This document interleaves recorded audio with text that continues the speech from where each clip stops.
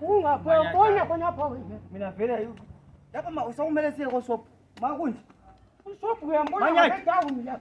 Khathi akula masobhuku yini mahole. Hayi umbize la. Abe khansi. Bize phela. Manyathi. Manyathi. Wena bazaba fika. Hey, kathi lingibizelani gogo? Hayi sondela lapha. Awu gogo kambe sikuzwa kuhlala ungibiza, kathi ungibizelani gogo? Namhlanje iserious case. Yini ke gogo? Manyathi.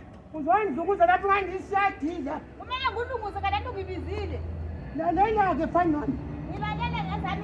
Uvale isikhala lezi ezilapha phansi kwengoja phela. Sina isikhala gogo. Isikhala zona ezi manyathi inkukhu lapho ziyamosha lapha amaqhakela Zakho lapha zikhwanda impinda yami izolo lapha. Ukhuluma ngenkukhu gogo. Antoni udla inyama thina sihlanyelile phela la. Ukuthi ukhuluma ngenkukhu wena Uvale isikhala lezi manje. Ngithi mina mangoye baphi yakungizwe ngikhuluma ngabo. Umangoye kabani? Owakho. Umangoye. Kula umangoye ka. Labo mangoye balala bezomkhanda lapha engadini yami ngiyela khona. Manje babhali ukuthi gogo nasi ngitsho mangoye bona. Umangoye bona laba babhali ibizo lami. Bezofunani? Babhali ibizo lika omangoye ngathi begcwele indawo babhali. Mina nthemba isikhala lezi ngawufuna sizwane. Kuyina kungcono inkukhu labo mangoye. Ngawufuna sizwane vale isikhala lezi.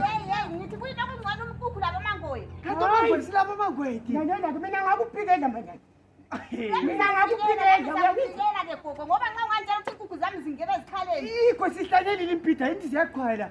Leni vimbani komangoye benabo. Kathi umfusho wami ugcwele phansi lapha zinkukhu zakho. Kona mangoye bakho benzani? Hayi ngamtshaya mina. Kona mangoye bakho benzani gogo? Benzani Kanti omangoye labo uyababona babhaliwe nasi ngitsho. Bese ingadi yami ngathesa ila lokhu angilamquba ngiqubela ngomangoye bakho mina. Hayi lalela. Iphinde ngiyona ngoba mangoye. Lalela ke ngeke kuphele kuhle.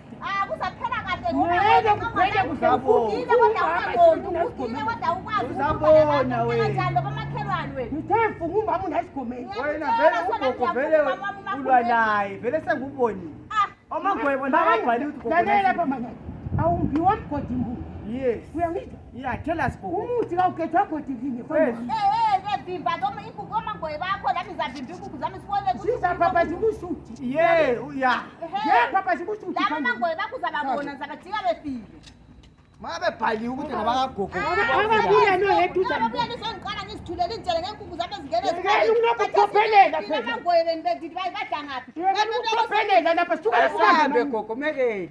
Isukani lapha. Sisihlezi ngokuthula lapha umfazi uyadelela. Sambe. Nofuna mina sibili. Yeah, mekeni.